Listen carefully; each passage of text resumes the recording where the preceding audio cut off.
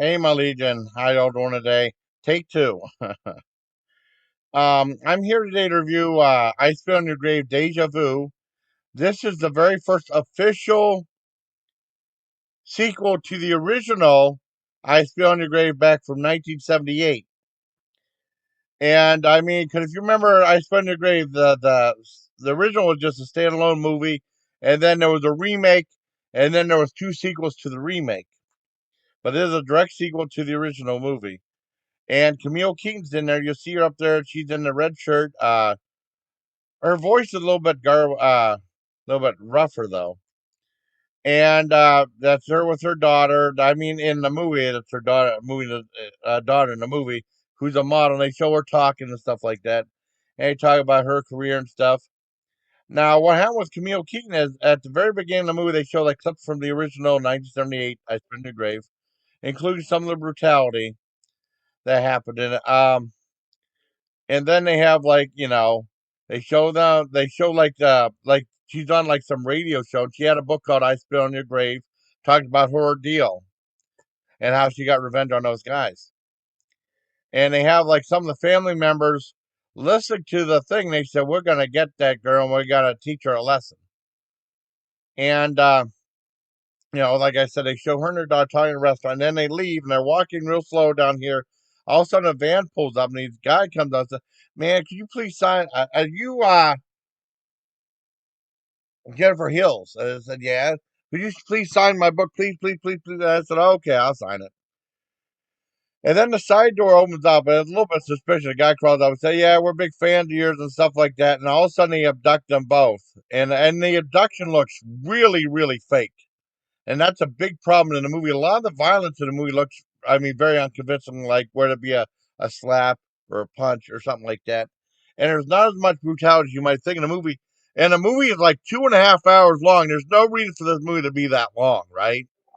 Whereas the original was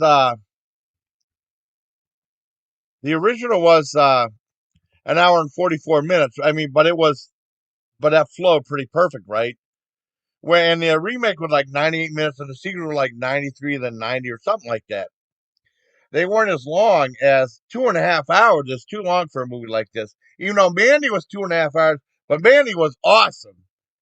And apparently, this movie was made in 2015. It's an independent with a and I guess it was made in 2000 and not released until 2019. There's actually a documentary about the movie called "Growing Up with Ice on Your Grave," which I want to go into my whole history of the movie, what I know about it, how I found out about it, and my thoughts on the series itself. And then I'm going to rank the series, but I'm going to save it all for the documentary, which I haven't seen yet. And they're both available now on Tubi TV. I think all of them are available on Tubi TV now, right? And it's weird. The movie's really goofy. I mean, it even goes into comedy because there's a scene where they abduct her and they're gonna like get rid of her or something like that. He wanted her to dig her own grave, and there's lots of talking about spitting on graves, and there's scenes where they actually spit on graves.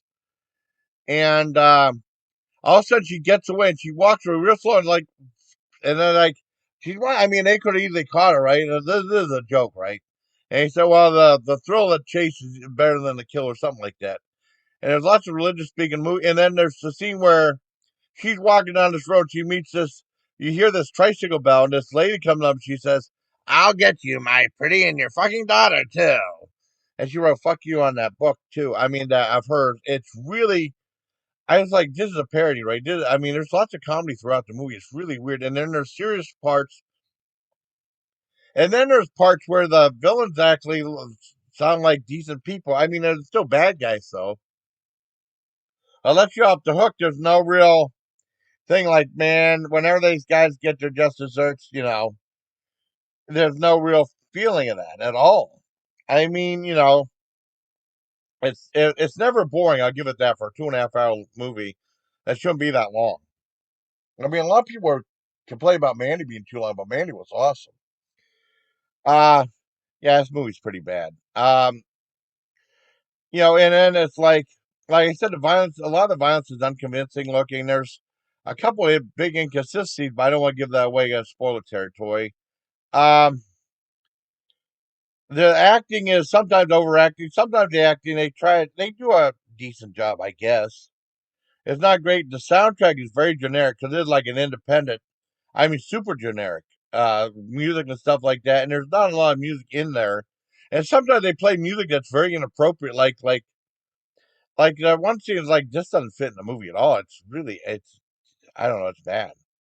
There's not enough. There's not a lot of this sexual assault like there was in the original one or the remake and stuff. There, I mean, there's a little. They show a little bit at the beginning with the clip from the original one, and there's like a scene in there. But I mean, it's not. You don't go into graphic detail. It's not as graphic as you might think. There is bloodshed in the movie, some gore, but not as much as you would think. It's actually really not that great. I mean, it's had like a 2.3 on IMDb. All the other ones were like above a 5, with the remake getting a 6.3, right? I give it a 4 out of 10. Yeah, I give it a 4 out of 10 just because it's so goofy and it didn't bore me. And I didn't know some of the twists and turns in the movie. But hope you like this review of I Spun the Great Deja Vu. So next time, everybody, please take care, my legion.